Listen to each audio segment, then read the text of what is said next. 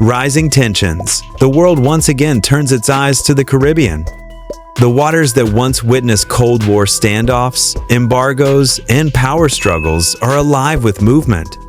Today, the stage is set not by rumor or whispers, but by steel-powerful warships cutting through the sea, carrying flags of the United States and its allies.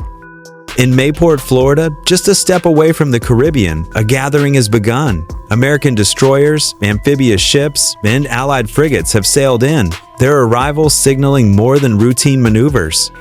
To the untrained eye, these ships are mere tools of defense, but to the observer of geopolitics, their presence is a message: unity, deterrence, and readiness. Naval Station Mayport is not just another naval facility. Situated in Jacksonville, Florida, it is one of the U.S. Navy's most important hubs on the Atlantic coast. Its location is strategic just north of the Caribbean, with direct access to the Atlantic and proximity to Latin America. For decades, Mayport has been a launch point for operations in the Caribbean Sea, whether to respond to crises in Central America, monitor sea lanes, or conduct exercises with partner navies.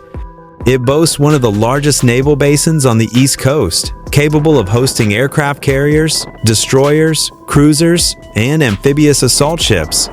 The base is more than infrastructure, it is a symbol of projection. From here, U.S. naval power flows outward into waters that have historically been contested, whether during the Cuban Missile Crisis of 1962, the interventions in Grenada, or the counter-narcotics missions of the 1992. When Allied warships sail into Mayport, they do more than dock. They anchor themselves into a shared history of cooperation. Their flags fly not only for their nations, but for the collective statement that the Atlantic Alliance remains alive and adaptable, even in the 21st century. The arrival of U.S. warships at Mayport is always a spectacle. Steel hulls gliding into port, sailors standing at attention on deck, and the thunderous echo of horns announcing their presence. In this latest gathering, the United States Navy has showcased a mix of its fleet power. Arleigh Burke-class destroyers, with their Aegis combat systems, capable of launching Tomahawk cruise missiles and intercepting enemy aircraft. Amphibious ships, designed to deploy Marines, helicopters, and landing craft, symbols of America's ability to project power onto shores near and far. Support vessels, which may seem less glamorous, but are the lifeline of sustained naval operations, carrying fuel, supplies, and ammunition. Each ship is a chapter in the U.S. Navy's doctrine to dominate the seas, control choke points, and deter adversaries. Together, they send a message: America is not retreating from the Caribbean. If anything, it is reinforcing its presence. But the United States is not alone. Alongside its vessels, warships bearing the flags of partner nations have entered Mayport. Their designs differ, their crews speak different languages, but their mission is shared. Frigates from Latin America, patrol ships from European allies, and perhaps even vessels from Canada or other NATO members all gather in symbolic unity. Their arrival demonstrates interoperability, the ability of diverse navies to communicate, maneuver, and fight together if necessary. This is more than ceremonial. For smaller nations, sailing alongside the U.S. Navy provides experience, training, and prestige. For Washington, the presence of allies amplifies its message. The Caribbean is not a void, it is watched, guarded, and integrated into a larger security framework. The gathering at Mayport is part of UNITAS, the world's longest-running multinational naval exercise, first launched in 1959 at the height of the Cold War. Back then, the U.S. sought to counter Soviet influence in Latin America by strengthening naval cooperation across the hemisphere. For over 6 decades, UNITAS has evolved from simple maneuvers into complex multinational operations involving anti-submarine warfare, amphibious landings, humanitarian response, and disaster relief. It is both a military drill and a diplomatic signal, a reminder that partnerships forged in the mid-20th century still matter today. By arriving at Mayport, these ships are not only participating in training, they are renewing vows made during an era of ideological rivalry, now adapted to a world of multipolar competition. Why the Caribbean? Why Mayport? The answer lies in geography. The Caribbean is a maritime crossroad. To the north lies the U.S. mainland. To the south, South America, and to the east, the Atlantic Ocean. Control of the Caribbean has always been strategic. Whoever dominates these waters can project influence across the Americas, secure vital shipping lanes, and deny access to rivals.